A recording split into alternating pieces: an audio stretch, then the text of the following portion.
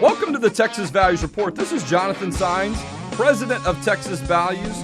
Great to be with you on another glorious week in the state of Texas. Did I say that right? Did I say Texas Values? It almost felt like a B rolled off of my tongue or my lips.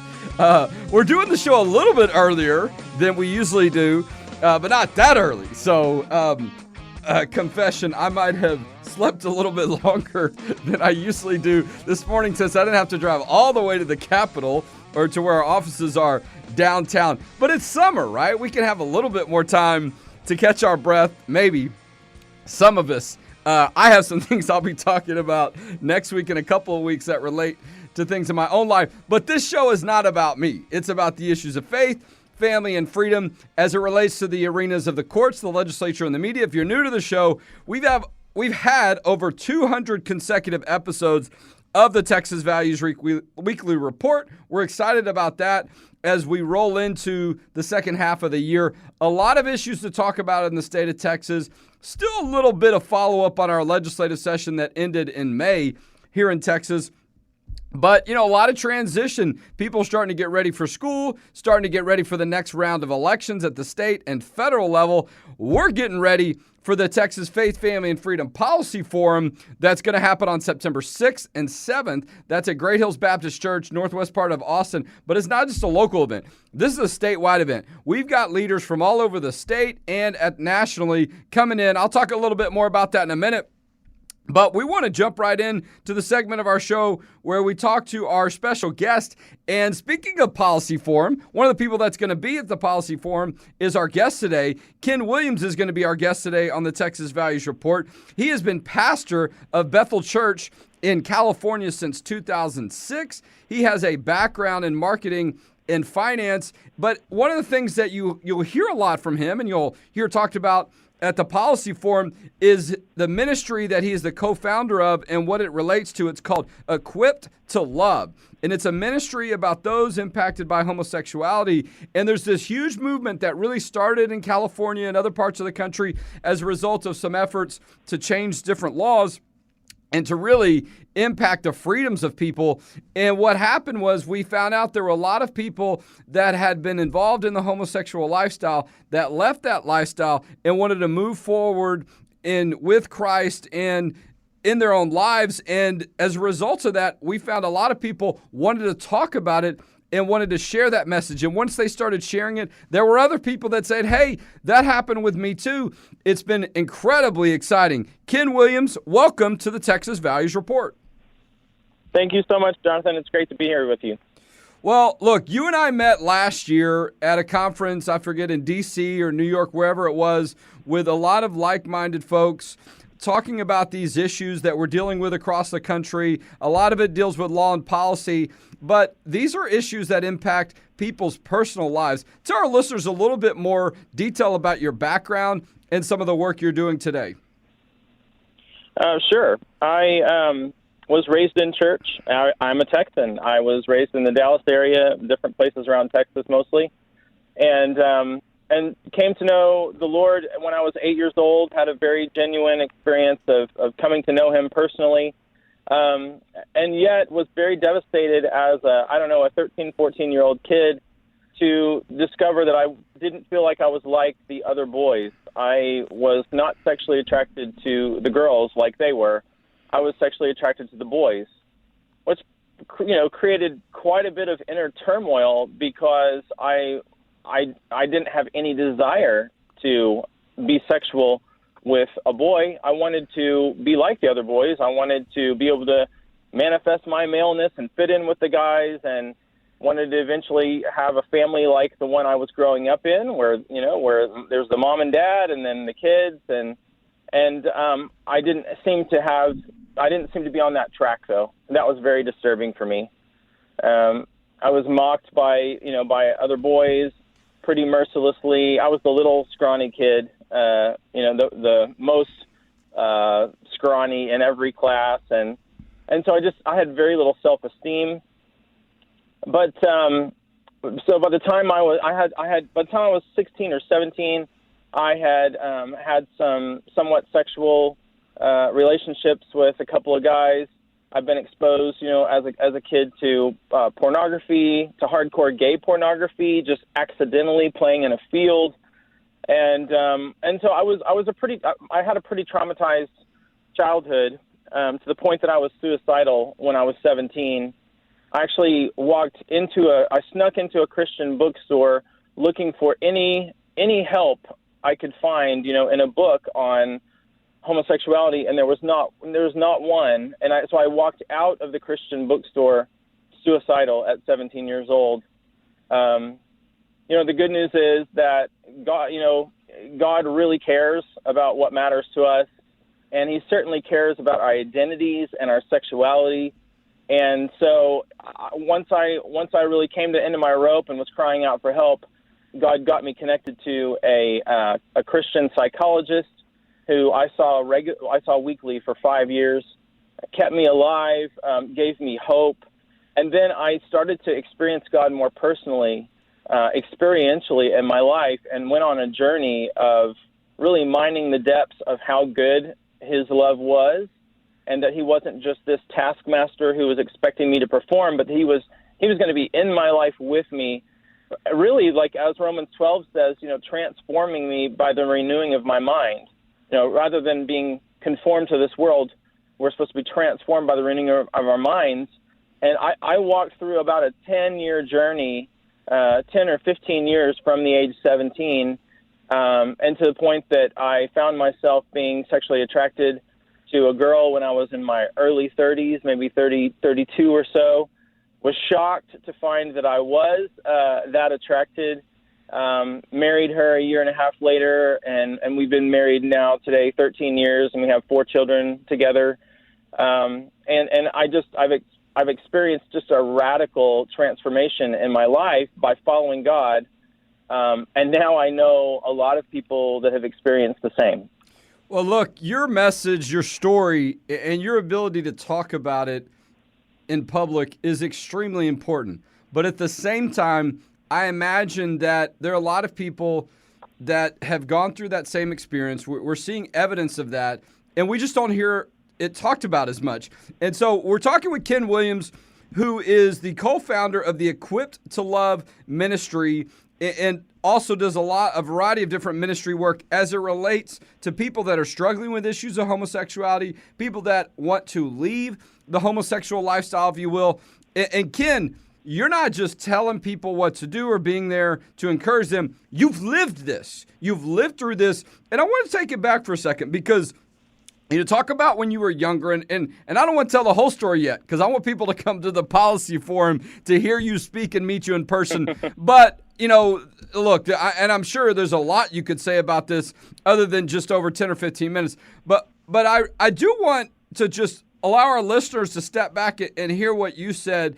Some of this starting when you were young, but really talking about what we hear talked about, right? These thoughts of suicide. As we get closer to back to school, we're about halfway through the summer, but school starts earlier than it used to these days. So we're about a month away for some kids. Kids deal and struggle with a lot of things when they're younger, particularly when they're going through adolescent and puberty and all those things. And so many of us can identify, if you will, with what it was like to be a young child or a teenager, and maybe having some times where we didn't feel so good about ourselves, and but the issues and the thoughts of suicide that I'm sure that I imagine might have continued or you might have had from time to time over the years. Those are pretty powerful. Absolutely, and that's a common experience for people that find themselves with same-sex attraction or some kind of gender confusion. There is a high rate of suicidality there. And I think one thing that's so dangerous right now is that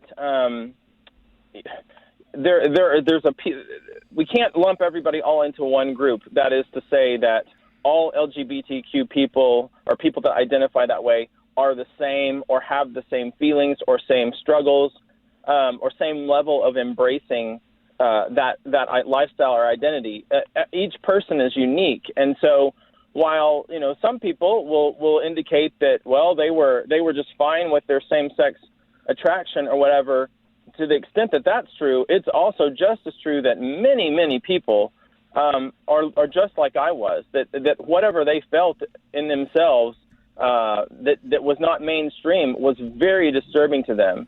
And, for me, I mean, my experience was one that felt like conviction of the Holy Spirit telling me this is not the way for you. And so if I hadn't been able to find help, if I hadn't been able to find a counselor that would partner with what my values were and what my goals were for my life, I probably would have ended my life. And so there is a move now by governments and by even Amazon.com right now there is trying to ban. Well, they have banned books from several of my friends who are also in the ex-gay ministry and have personal. I mean, it's like their life stories of how they came out of homosexuality and are banning those books. And those books are the very ones that rescue people like me from suicide. Well, it's a very serious thing. Well, and look, we're talking with Ken Williams, who is the co-founder of the Equipped to Love ministry, also part of the Change movement, the Once Gay movement, as some people talk. There's a book that's been put together of a collection of personal stories, real people who have left the homosexual lifestyle and are living in Christ. Many of them are married with a heterosexual spouse. They have children. And so, and I don't want to act like that's a surprise, but I do think there are people that think, oh, that doesn't happen, or show me evidence, or oh, that's just one person, and it's very uncommon. I don't know what the statistics are, but the reality is it does happen. Now, but to your point, it's not easy, or there can continue to be challenges. And if folks don't have support, if they're not able to bond with their Christian beliefs and find a way to get support or to be aware of information, or people like you, so to speak, exist, oh, this can happen, I can change my life, or I can resist this sin or this temptation or whatever it is that, and how it manifests itself for people. And there's an effort by some to make it harder for people to have that information. And I like how you touched on, I won't say if like's the right word, I think it's important what you said about how you were looking for that information. You couldn't get it as a young person, and that made it difficult. And had you, who knows, maybe you might have come to this point earlier on, but it's an indication that this information is very valuable. And you're right, we've got these stories coming out the past couple of weeks, and they've probably been around for longer than that, where Amazon is banning these books. And we've got people from Texas that are involved in these efforts as well, that the Amazon is really taking this position that it's not appropriate. You think about all the stuff they sell, and all of a sudden this is not appropriate. That really could be life-saving information that Amazon is shutting out. Am I right?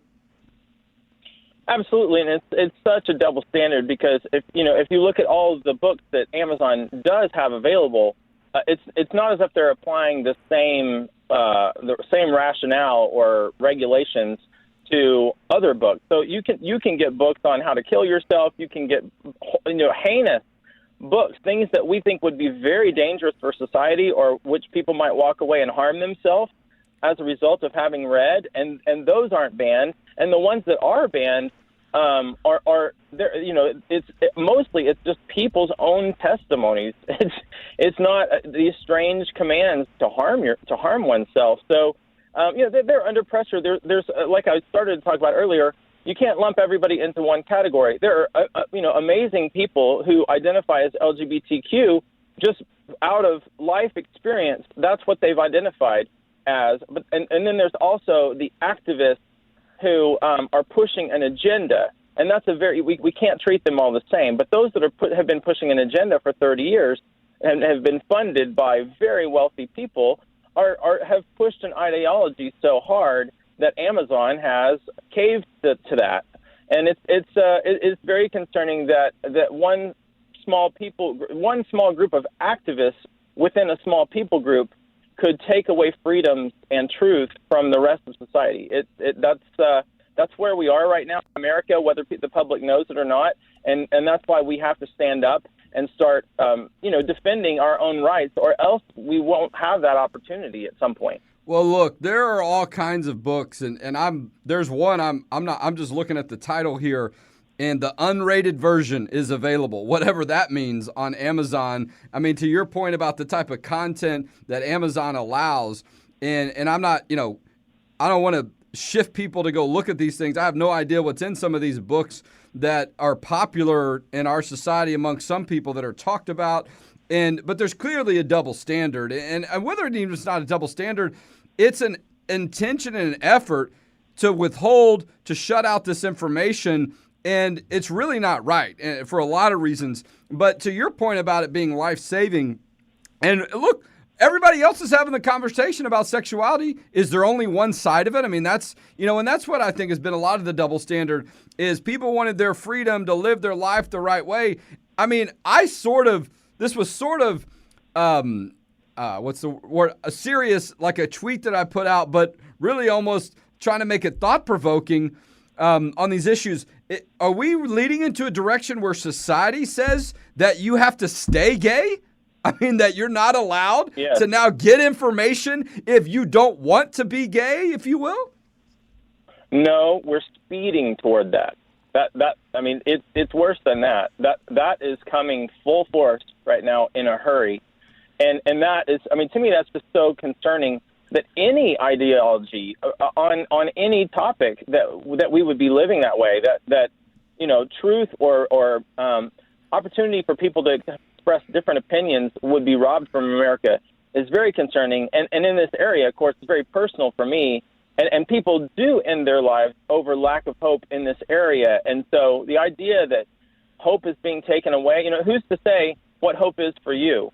I get to have my religious convictions in America. At least I'm supposed to. And so if for me, I have conviction over how I should live, I should be able to pursue that 100% as long as I'm not, harming someone else by my choices, which I'm not. It's me and my own sexuality. That's right. No, you're right on that. Stand up. We're talking with Ken Williams, the co-founder of the Equipped to Love ministry.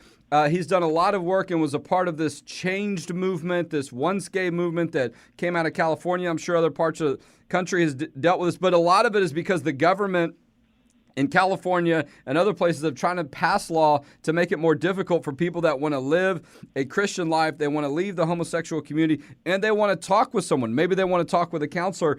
And I imagine, Ken, in your work, you've been able to have those conversations with people. They're extremely meaningful. And you talked a little bit about your personal life, having left the homosexual lifestyle, if you will, if that's the right way to say it, or to have been delivered from it, to been healed from it. And to now have a life where you're married, you have a wife, you have children, and not that everyone's going to go in that direction. They may decide to just live their lives in a celibate way, but I think a lot of people don't think that that's possible. It is possible, and it's also about people feeling like they're living their life in line with their Christian beliefs as well. And I know that's something you're going to talk about at the policy forum that we have on September 6th and 7th. We kept Ken a little bit longer.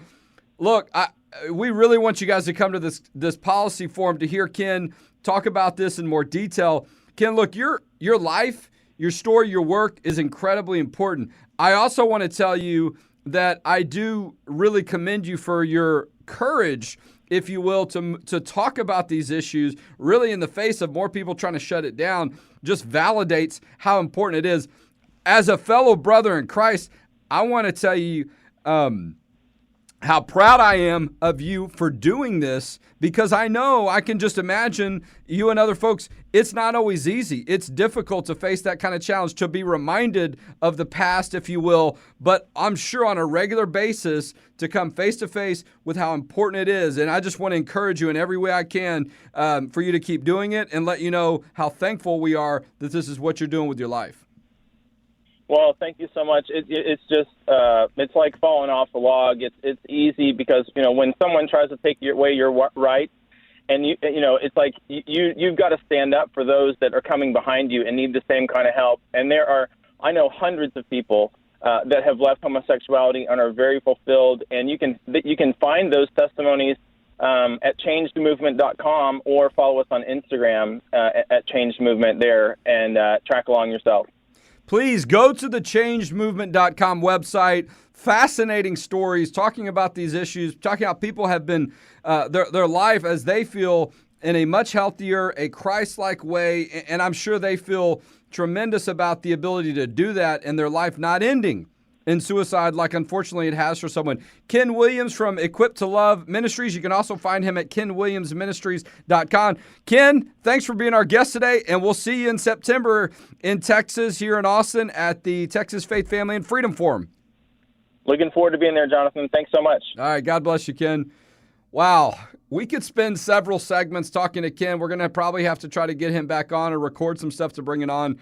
But touched on some very important issues and pieces of this puzzle, so to speak. I have not lived through these kind of things like these individuals have that Ken.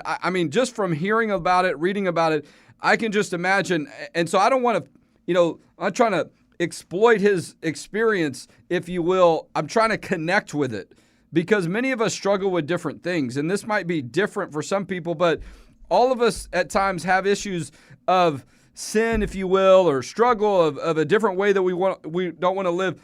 It takes tremendous courage to walk that walk and then to try to help people walk the same walk as well. And I'm excited about this opportunity that Ken is bringing to the table and that he's involved in, because I know young people inevitably, whether they're like Ken was, where they felt it themselves, or people are asking them, there's a lot of attention and activity on these issues for young people, much so than there ever was before. And I thought it was interesting about his point, stumbling across a magazine, in a deserted field or wherever it was, because that's used to be really one of the main places that you'd see these type of things is like, some printed version. But these days, you can run into it in a whole host of places. So you can just imagine how it is for young people in the digital world, so to speak, and more people, you imagine are getting connected with it, or they're getting in touch with it, or they're running into it, so to speak. And so it's a very relevant topic, and I have young children too. I have a 13 and 11-year-old and also have a 9-year-old daughter. And so I just, it seems almost impossible these days to shield them from this information, but it's not. And look, if they're going to come into contact with some of this type of stuff, I hope that they don't, but you at least a parent can talk to them about it. And that's why we do the work we do. We're seeing more efforts to try to stamp out or make it illegal for people to have these conversations. There was a law proposed in Texas. They've got a version of this in California that you can't have a conversation with a counselor and your child. You could not take your child to a counselor to talk to them about these issues of sexuality if you wanted them to walk a biblical life. Now, if you wanted the counselor to tell you it's okay to be gay, it's okay to engage in these type of activities, that's fine. But according to this bill that was being proposed, if you want to say, no, I want to encourage my child to live a biblical life, even he wants to do that, can't have it. Under, I think it was House Bill 517 or Senate Bill 517. I'll check that with my staff. But you couldn't, that law, and it thankfully didn't pass. That was one of the ban the Bible bills that we were able to defeat. But that's what that law was trying to do. Make it illegal for you as a parent to take your child to see a counselor to talk about these issues. I remember, I think the language actually said that you were required to affirm the homosexual lifestyle. And so a lot to talk about on these issues. You got to come listen to Ken Williams. Come meet him in person. Destroy the myth that these people don't exist and, whatever you hear said out there, that doesn't happen. There's not anyone like that. There's people like that, and there's a whole lot more of them. And I wish there weren't. I wish that people were able to live their life authentically in a Christ-like way without having to have had these experiences and then made the decision that it wasn't healthy for them. But nonetheless, September 6th and 7th, the Texas Faith, Family, and Freedom Policy Forum. You got to get your tickets. The event sold out last year. It will sell out this year. All right. And it's only $25. I forget what the amount is. Very reasonable. Okay. And if you got a big family and you want to, find a way to get there and the $25 is adding up, just give our office a call. Okay. We'll figure out a way to make it work. Ken Williams is going to be speaking. We haven't set the schedule yet, so I can't tell you if he's going to be on the 6th or 7th yet. We'll be doing that in the next couple of weeks. But you want to come to the whole conference if you can. It is great to hear people talk about these issues that they lived through personally, right? I work on a variety of issues. Our team works on a variety of issues. And as a matter of fact, before I forget, we're going to run out of time here. We had some great opportunities this week to be at 2 ceremonies at the Texas Capitol. We were invited to be at a bill signing ceremony with Governor Abbott for 2 pro-life laws that you've heard us work on. The one, the Born Alive Infant Protection Act, and the one that the taxpayer protection from abortion providers bill that prevents contracts and funding, subsidization for abortion providers for government means, and the Save Chick-fil-A bill. I didn't bring in my cup. I should have brought in my Chick-fil-A cup that Governor Abbott signed for me. You know why I didn't bring it in? Because I didn't go to the office this morning, like I told you. I put it in a safe place, okay?